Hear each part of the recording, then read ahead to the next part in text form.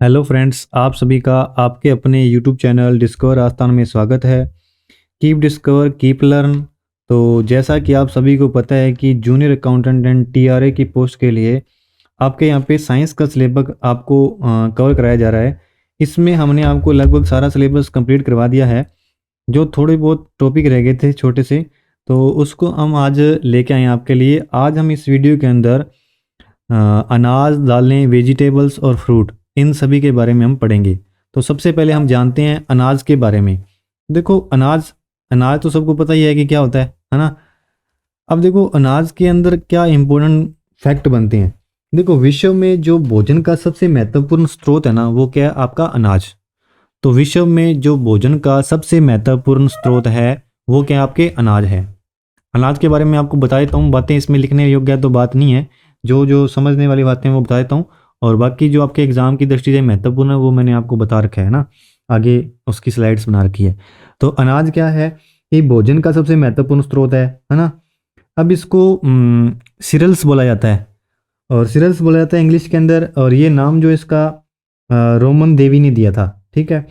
और यह माना जाता है कि यह जो देवी है, रोमन देवी, इसको क्या बोला जाता है? अन्नदाता बोला जाता है। अन्नदाता की देवी बोला जाता है। किसको बोला जाता है? अन्नदाता की देवी किसको बोला जाता है? रोमन देवी को। रोमन देवी को क्या बोला जाता है? अन्नदाता की देवी, ठीक है। अब देखो, जो आपके अनाज हैं, अनाज के अंदर जो मुख्य अनाज आपके आते हैं, जैसे बाजरा हो गया, गेहूं हो गया, चावल हो गया, मक्का हो गया, है ना। इनके बारे में हम पढ़ लेते हैं। तो देखो, अनाज में सबसे पहले आपको पता होना चाहिए कि अनाज की कुल क्या होती है। कुल है इसकी ग्रेमिनी, या इसको अपने पोएसी भी बोल सकते हैं। मैन आप बोल सकते हो घास कुल। कौन सी कुल है? इसकी घास। और इससे जो प्राप्त होता है, मुख्य रूप से क्या प्राप्त होता है? इससे स्टार्च प्राप्त होता है। मुख्य रूप से क्या प्राप्त होता है? स्टार्च। अब सबसे पहले हम बात करते हैं जो आपका अनाज के अंदर पहले नंबर पे आपका आ गया गेहूं। अनाज के अंदर पहले नंबर पे क्या आ गया? आपका गेहूं। अब देखो, गेहूं है, गेहूं विश्व में सबसे अधिक उत्पादन की जाने वाली फसल है। ये क्या है कि विश्व में सबसे अधिक उत्पादन की जाने वाली फसल। तो विश्व में सबसे अधिक उत्पादन की जाने वाली फसल कौन सी है?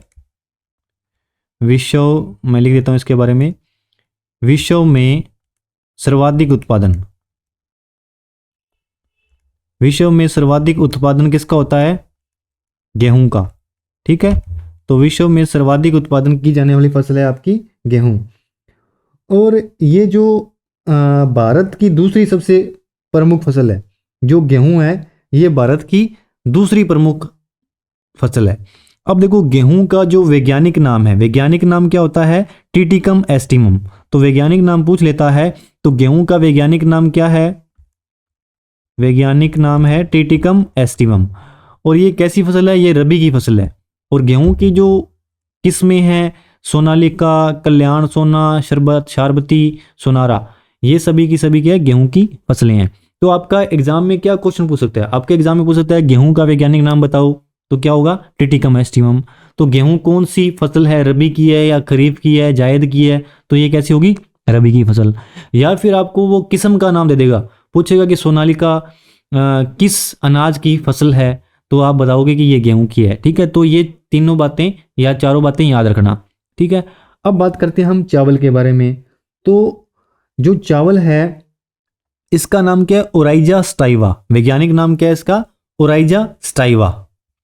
चावल का वैज्ञानिक नाम हो गया ओराइजा स्टाइवा। और ये कैसी फसल है? खरी की फसल है। और इसमें जो किस्में होगी, बासमती होगी, स्वर्णदाना हो गया, जया हो गया, रत्ना, सोना आदि, ये क्या है? इसकी किस्में हैं।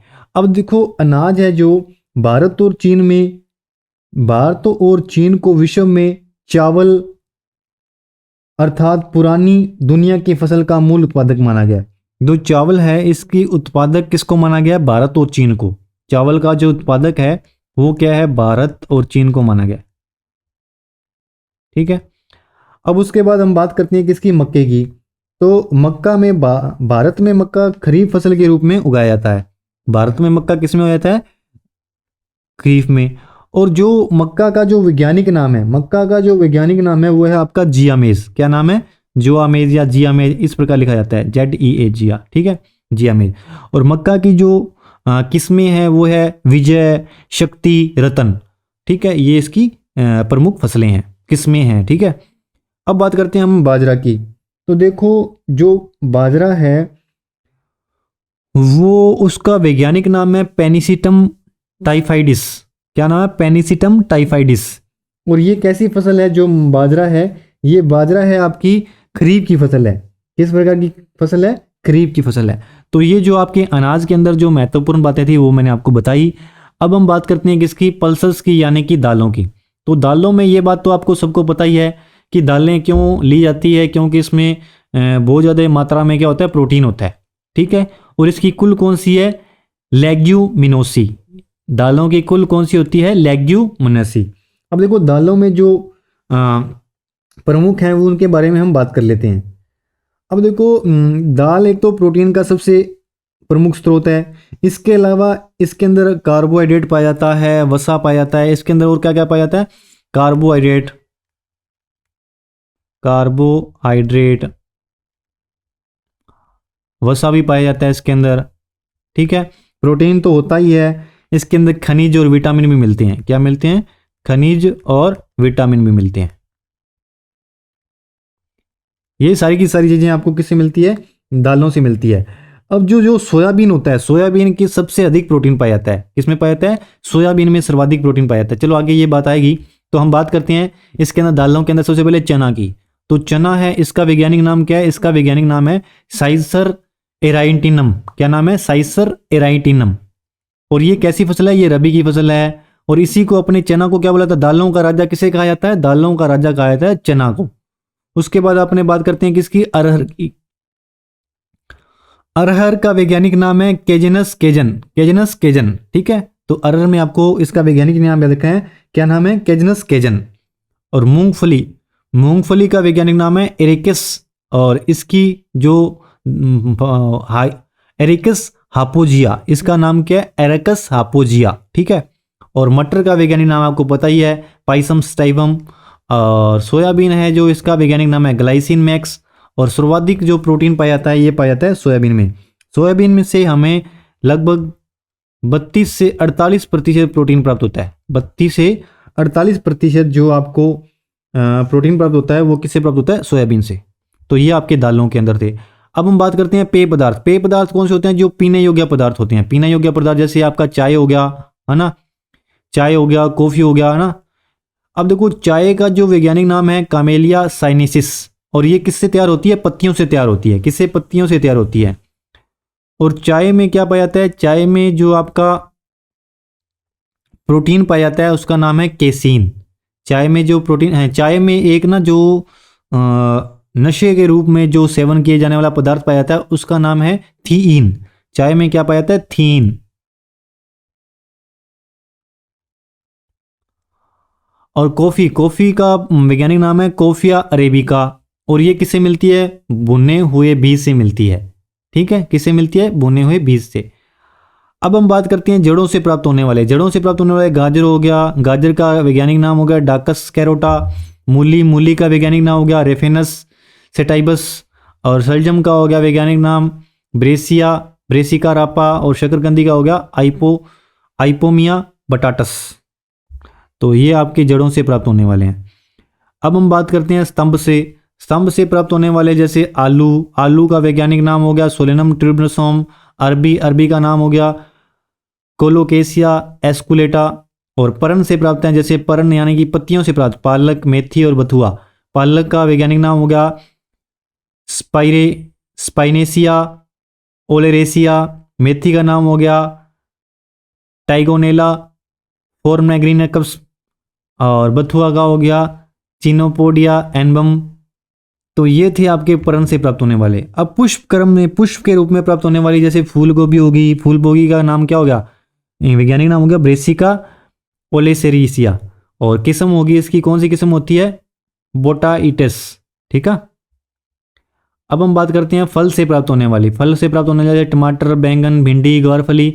और इनके जो वैज्ञानिक नाम है वो थोड़े आप पढ़ लेना, थोड़े हार्ड हैं तो मतलब इंपॉर्टेंट मैं आपको बता देता हूँ। जो हम लोगों ने पहले पढ़ा वो इंपॉर्टेंट था आपका, ये भी आप देख लो थोड़ा सा ना। और फल, फल क्या होता है? पुष्प के अंडाशय के निषेचन से बनी संरचना को क्या बोलते हैं? फल बोलते हैं। पुष्प के अंडाशय से बनी संरचना क्या कहलाती है? आपकी फल कहलाती है।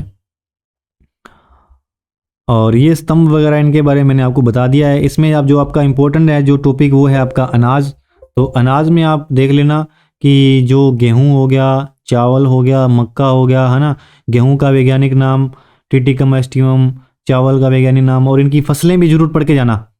तो ये इम्पोर्टेंट है इसमें। देखो फल के अंदर आपका क्या क्या इम्पोर्टेंट है। देखो आम, तो आम का वैज्ञानिक नाम याद रखना मेजिफेरा इंडिका, ये इंपॉर्टेंट है। केला, केला का वैज्ञानिक नाम है म्यूजा पेराडिसेका। और उसके बाद संतरा, संतरा का नाम सिटस रेटिकुलेटा। और अमरूद, अमरूद का वैज्ञानिक नाम सीडियम गुआवा। और पपीता, पपीता का वैज्ञानिक नाम है केरिया पपाया। और सीताफल का वैज्ञानिक नाम है एकोना एक्वेमोसा। तो देखो आपको जो याद रखनी है मूल रूप से वो तो आम का तो आपको याद रखना, ये इंपॉर्टेंट है। उसके अलावा जो संतरा है, संतरे का भी इंपॉर्टेंट है। और अमरूद, ये तीनों तो आपको जरूर याद रखने हैं, और बाकी याद रख सकते हो तो बहुत अच्छी बात है। अब उसके बाद आगे आपके औषधीय फल। तो औषधीय फल किनको बोलते हैं? जिसका उपयोग किसी न किसी औषधि के रूप में किया जाता है, जिसका उपयोग हमें औषधि के रूप में किया जाता है, उसको उन पादपों को बोला जाता है औषधीय पादप। तो देखो जैसे कि आ गया आपका हल्दी, तो हल्दी का जो वैज्ञानिक नाम है वो क्या? क्रुकुमा लोंगा। क्या नाम है? क्रुकुमा लोंगा, तो याद रखना। उसके अलावा अदरक, अदरक का वैज्ञानिक नाम हो गया जिंजर, ठीक है। और लहसुन का नाम हो गया इलियम स्टाइवम। क्या हो गया? इलियम स्टाइवम। तो ये बातें याद रखना इसमें। अब उसके बाद देखो जो मूल से प्राप्त होती हैं, जो चीज़ें हमें छाल से प्राप्त होती हैं, उनके बारे में हम देख लेते हैं। तो देखो मूल से जो प्राप्त होती हैं, मूल यानी कि जड़ से प्राप्त होने वाली, तो स्परगंधा हो गया, सफ़ेद मूसली और अश्वगंधा, ये सभी की सभी किससे प्राप्त होती हैं? हमें मूल से प्राप्त होती हैं। तो स्परगंधा का जो वैज्ञानिक नाम है वो है राविनिफिया स्प्रेंटाइना। क्या नाम है? राविफिया स्प्रेंटाइना, ठीक है। और जो मूल से प्राप्त होने वाली जो सफ़ेद मूसली है, इसका नाम है वैज्ञानिक नाम क्लोराइफाइटम ट्यूबरोसिस। और अश्वगंधा का वैज्ञानिक नाम है विथानिया सोमनीफेरा। तो ये अश्वगंधा याद रखना, ये इंपॉर्टेंट है। और जो छाल से प्राप्त होने वाले, छाल से प्राप्त होने जैसे कुनेन, कुनेन सिनकोना, इसका वैज्ञानिक नाम हो गया सिनकोना ऑफिसिनेलिसिस। और अर्जुन, इसका नाम हो गया ट्रिमिनेलिया अर्जुना। और ये तो आपके होते थे छाल से प्राप्त। और फल से प्राप्त होने वाले जैसे अफीम हो गया और आंवला हो गया। अफीम का वैज्ञानिक नाम याद रखना, इंपॉर्टेंट है। और कुनेन का भी वैज्ञानिक नाम आप याद रखना, इंपॉर्टेंट है। अफीम का क्या होगा? पेपेवर सोमनीफेरम। और आंवला का क्या होगा?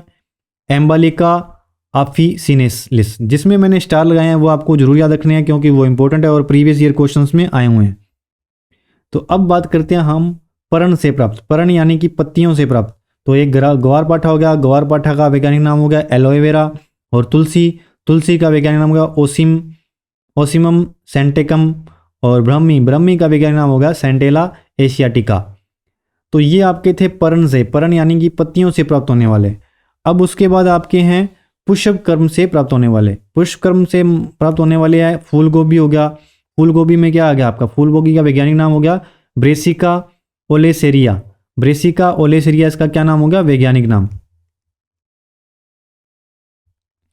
और इसकी किस्म क्या होगी? बोटाइटिस। क्या नाम होगा किस्म का? बोटाइटिस।